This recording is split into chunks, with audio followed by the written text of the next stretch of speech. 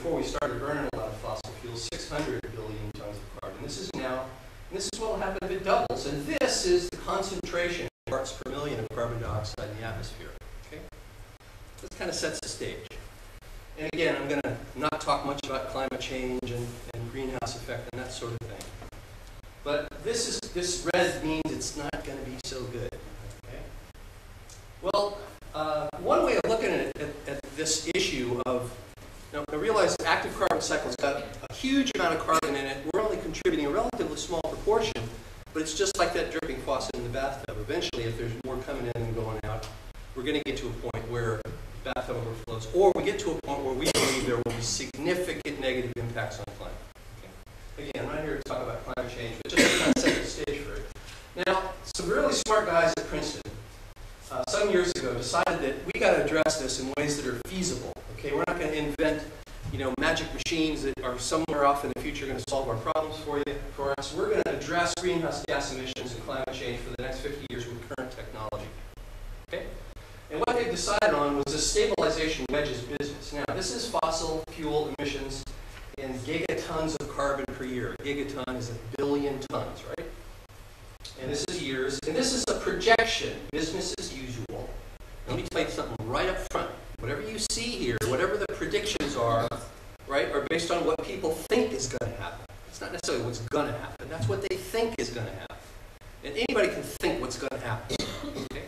You'd like to think that the people who are telling you what's going to happen know something about the systems they're telling you about. But realize that these predictions are simply based on what people think is going to happen. All right? So, business as usual, CO2 emissions are going up. And remember, in the bathtub thing, this is emissions per, or this is atmospheric amount of carbon. And if we keep adding carbon, we're going to increase the concentrations, and of course that's going to contribute to increasing the efficiency of heat retention and changing our climate. Now, this is a projection of what's necessary in terms of emissions per year in order to get to 500 parts per million CO2. Okay? That's sort of a target that says we can't go beyond that, or there's going to be really bad stuff happening. Unfortunately, there's some folks that believe that atmospheric concentration is in excess of what it is right now, 380 parts per million. There's already climate change tipping point. We may already be beyond the tipping point where things are going to start happening very quickly. Again, that's some guy's prediction. I think that the guys are pretty smart. They might be right, but we don't know for sure. Well, in order to at least address this 500 parts per million CO2 concentration, what's thought is that I'm here to tell you that we're inevitably going to be burning a lot of fossil fuels for the next 50 years. Okay? Inevitable. Ain't gonna go away. But the question here is, can we slow, even out and then decrease our CO2 emissions?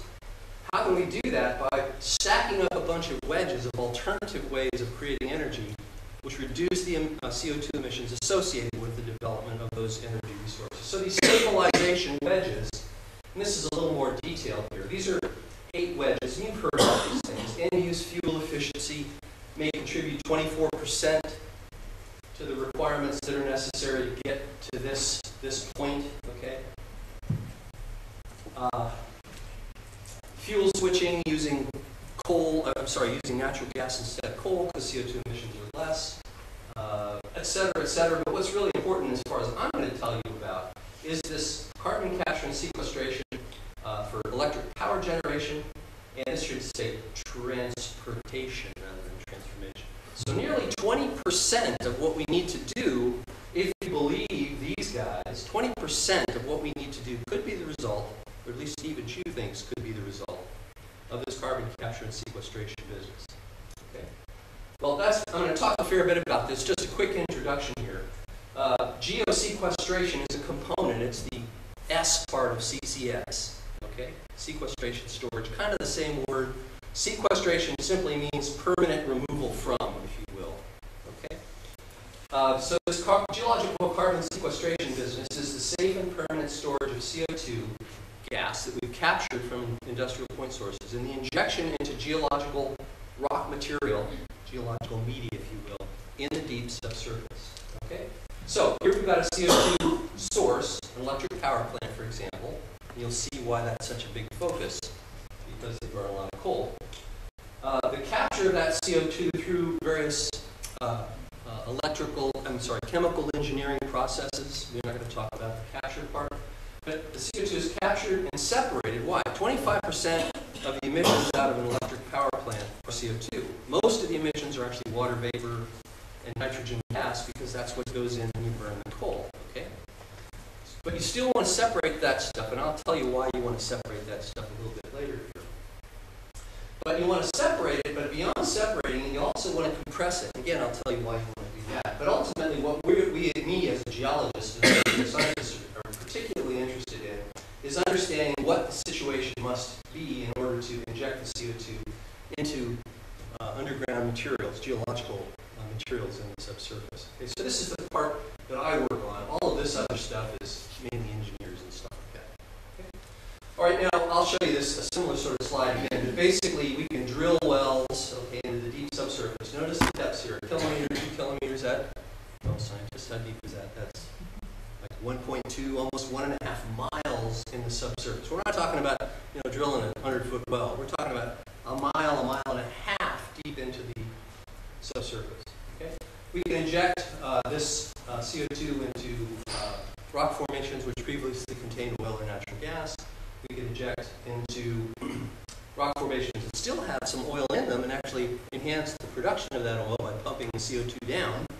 And we can also inject it into rock formations that just bear salty water. They have salty water in the little pore spaces of those rock formations. I'll show you some pictures of some rocks, and you'll see that hard rocks actually do have holes in them. You can actually put things in them.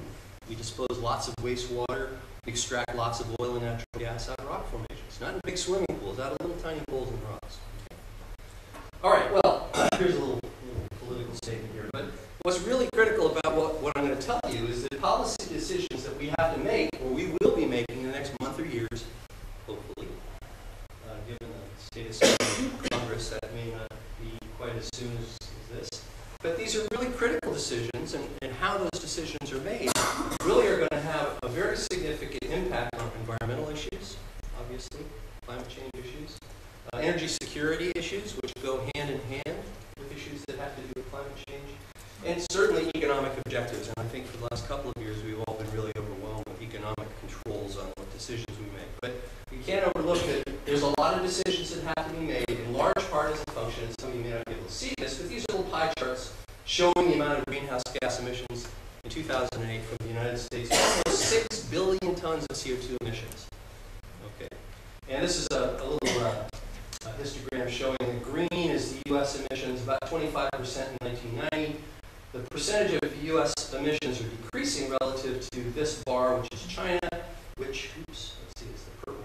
The purple one, which is increasing. We're not decreasing the amount of CO2 emissions that we're likely to produce, but they're decreasing relative to other countries' productions of CO2 emissions. At any rate, these are issues that really demand our attention. Okay? All right, well, I'm going to spend just a little bit of time here, and I think that what I'm going to tell you now may be a little more meaningful for you. I'm going to probably skip over some of the geology stuff because I think most of you really want to start rolling your eyeballs back and look at some of the detailed geology stuff. So let's spend a little bit of time thinking more about what the relationship is between our need for energy and the emission of CO2 and its, of course, impact on climate change. Well, this is a kind of a complicated diagram, and I don't think all of you can probably see it, but basically, I'll blow up a portion of it, I think. Basically, what you got here is an inflow of sources of